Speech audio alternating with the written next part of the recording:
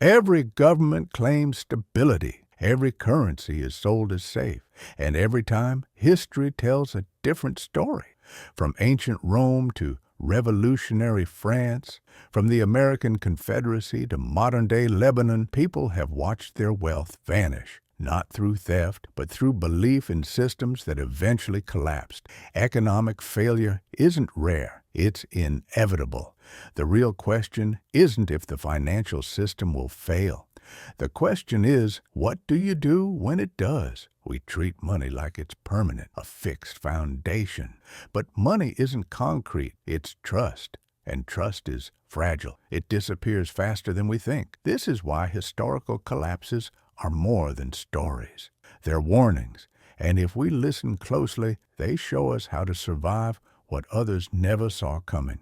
Take the Byzantine Empire. For centuries, it was an economic powerhouse. Its currency, the gold solidus, was so stable that merchants across Europe, North Africa, and the Middle East accepted it without hesitation.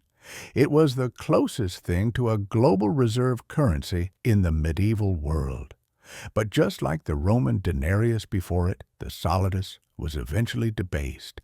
Little by little, gold was mixed with cheaper metals. At first, no one noticed. Then confidence cracked. And the coin that had once anchored Mediterranean trade became worthless. The economy followed. Who endured? Not those who believed in the system, but those who quietly moved their wealth into real assets, land, gold, goods. The lesson: governments can't resist printing or diluting money, and when they do, only real, non-manipulable value survives. Not all collapses come from slow rot. Some explode overnight.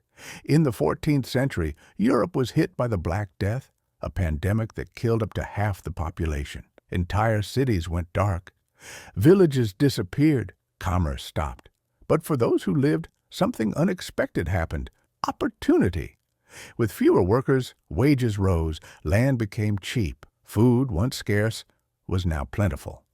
People with silver or skills could suddenly afford what had once been unreachable. The same thing echoed during COVID-19. Supply chains broke. Money was printed in staggering quantities. Asset prices skyrocketed.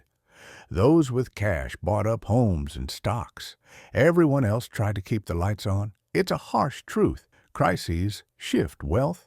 They don't just destroy, they reallocate. And those with resources, or the ability to produce, always come out ahead. Now shift to Renaissance Florence, Europe's financial capital in the 1300s. Its great banking families like the Bardi and Peruzzi funded kings and empires. They seemed untouchable until King Edward III of England defaulted on his loans. Suddenly, those too-big-to-fail banks were gone. Depositors were wiped out. The economy collapsed, and the ordinary citizens who had trusted powerful institutions were left with nothing. Sound familiar? 2008. Lehman Brothers, subprime mortgages, collateralized debt. Or 2019 in Lebanon, when banks froze withdrawals and gutted personal savings overnight. Size doesn't mean safety. Reputation doesn't guarantee protection. Institutions exist to protect themselves, not you. The American Civil War brought another lesson, hidden behind the headlines of battlefields and emancipation. Both North and South printed money to fund the war. In the Union, it was greenbacks, paper money backed by confidence, not gold. In the Confederacy, it was graybacks, and by the war's end, those were about as valuable as wallpaper. Confederate currency lost nearly all its purchasing power. Soldiers were paid in paper that couldn't buy bread. Savings evaporated. Families starved. But those who held land, gold, or food, they stayed afloat. Some even prospered, buying up property at rock-bottom prices. The lesson: when governments inflate, paper dies, but real things endure. In revolutionary France, the cycle repeated. The government printed assignats, a new paper currency backed by confiscated land. At first, it seemed smart, but then they printed more and more, until inflation soared, prices exploded, and trust vanished. Farmers stopped accepting paper, riots broke out. And again, the winners weren't those who clung to patriotic slogans. They were the ones with food, silver, and property. Paper wealth can be erased. Real assets are harder to steal. Fast forward to Asia in 1997.